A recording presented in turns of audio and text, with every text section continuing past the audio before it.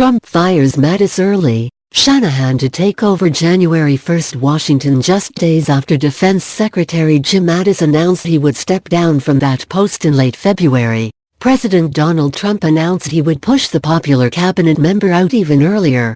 In a tweet Sunday morning, Trump announced that Deputy Secretary of Defense Patrick Shanahan will become Acting Secretary of Defense starting January 1.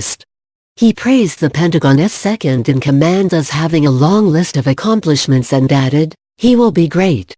The move cuts short Mattis' tenure by 2 months, and adds to an acrimonious end of the relationship between the Commander-in-Chief and his top military leader. On Thursday, Mattis in a resignation letter told Trump he was making the move to allow the president to find a Secretary of Defense whose views are better aligned with yours. He said his February departure date was designed to minimize disruption on the department during the leadership transition. But Mattis' criticism of Trump's national security policies in the letter in opposition to his announced withdrawal of U.S. forces from Syria and his past negative comments towards U.S. foreign allies clearly irked Trump, leading to the early dismissal.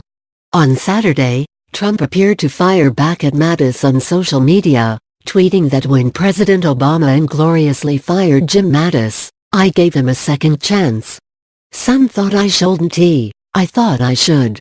In a statement after Sunday's announcement, Defense Department spokesman Army Colonel Rob Manning said only that the Secretary of Defense serves at the pleasure of the President. The department remains focused on national security.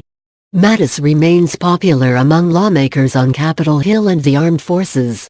A Military Times poll conducted in late September found that nearly 84% of troops had a favorable view of his work leading the armed forces. Among officers, the figure was almost 90%.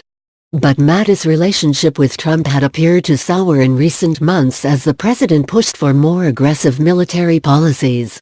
Pentagon officials appeared caught unaware by sudden decisions made in the Oval Office on forming a new Space Force, sending troops to the southern U.S. border, and banning transgender recruits from the ranks. Most recently, Trump's decisions to begin massive troop withdrawals in the Middle East and Afghanistan seemed to go against military commanders' advice. Shanahan, who was among the candidates to permanently replace Mattis, is now in a position to drive changes he's championed as Mattis' deputy.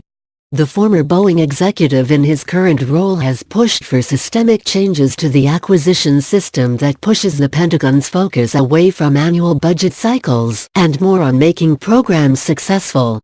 "Too often we focus on process, or budget, or level of effort," Shanahan told Defense News in an earlier interview.